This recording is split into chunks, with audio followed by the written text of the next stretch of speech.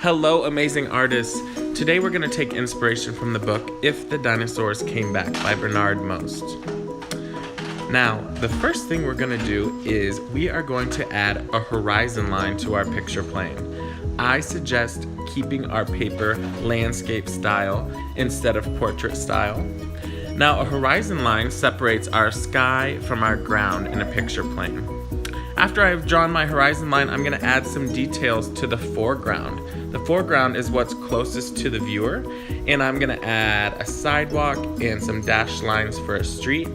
Feel free to make your foreground whatever you imagine. It could be a beach, a garden, it could be anything that you can think of. Next, I'm going to work on my middle ground. First, I'm going to add some trees, one on the right, and I'm going to draw one on the left. Now, the middle ground's just like it sounds. It's what's in the middle of your picture plane. The foreground's what's closest, and the middle ground is in the middle. Now, I'm gonna also add some buildings behind my trees. I'm gonna use some overlapping, and remember that's one of those tools that artists can use to give the illusion of depth on a flat piece of paper. And see how I just overlapped that building back behind the tree on the left and now the tree on the right? Now, even though my trees and my buildings are both in my middle ground, I can start to make the buildings look like they're behind the trees by using that overlap technique. Next, I'm gonna add some details to my buildings. I've already added some antennas, now I'm gonna work in some windows, really taking my time to make sure I add a lot of details for some visual interest.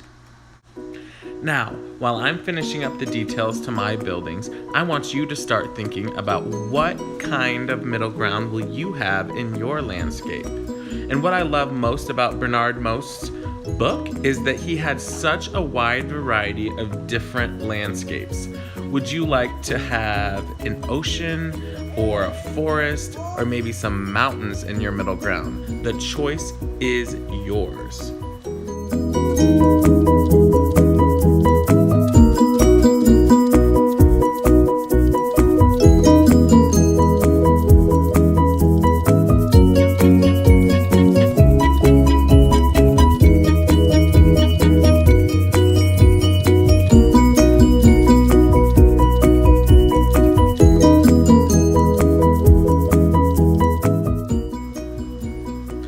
Now, the last step for my landscape is to work in my background.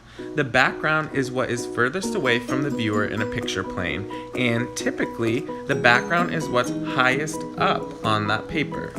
Now, I've added some clouds, an airplane, and a sun.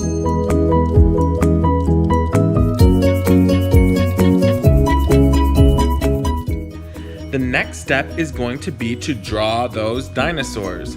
You can draw your dinosaurs with a black dauber, a black oil pastel, or a black Sharpie. The choice is yours.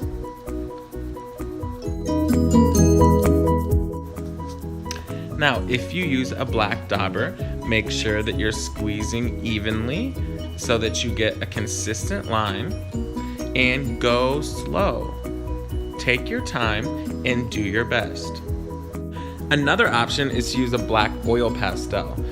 A big pro of the oil pastel is that you'll have more control and you'll be able to add some smaller details. However, you won't get quite as dark of a line, so you may have to trace over your lines 2 or 3 times. My Stegosaurus is looking pretty gnarly. I can't wait to see what kinds of dinosaurs you come up with. Oh, and by the way, if you don't want to draw dinosaurs and you want to draw something different, I say go for it. If you're struggling to gain confidence drawing your dinosaurs, make sure and raise your hand and ask Mr. Hill if you can see an extra video tutorial. Now, I'm choosing to add color using watercolor paints. I am wetting down that purple color that I want to use first because that water is what activates the paint. I'm gonna add a little bit more water so I can get a little bit of a darker hue. And notice how I'm really taking my time to stay inside those lines. I'm pulling my bristles across the paper gently and carefully. Now, when I want to switch colors, I need to rinse my brush in that water cup, swishing it a few times and then dabbing it on a paper towel. We want to keep a clean brush so that we don't mix up all those colors in our palette. And if you don't want to use watercolors, then feel free to add color using crayons, colored pencils, markers, or oil pastels. Next, we're going to cut our dinosaurs out.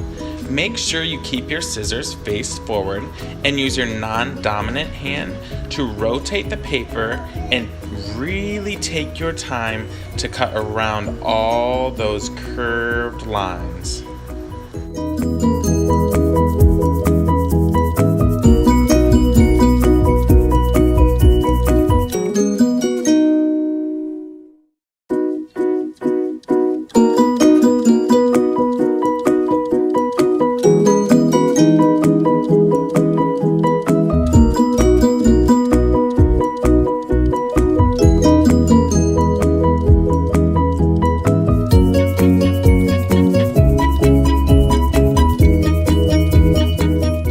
Our last step is to arrange or compose our dinosaurs into our landscape. We want to keep in mind those three main tools we've talked about for giving the illusion of depth in a flat work of art. First, overlapping. Secondly, page placement. And third, size. Remember, things that we want to appear further away should be higher on the picture plane and be getting smaller as they get into the distance. Once you've found that perfect composition, go ahead and glue those dinosaurs into place using the glue stick from your art caddy, or you could borrow some tacky glue from the Collage Center and use small dots around the perimeter.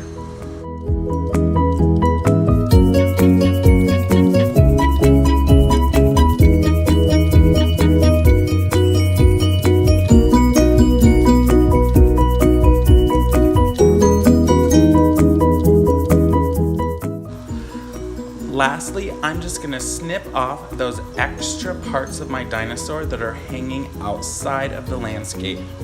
Now let's take a final look at Bernard Most illustrations from the book, If the Dinosaurs Came Back.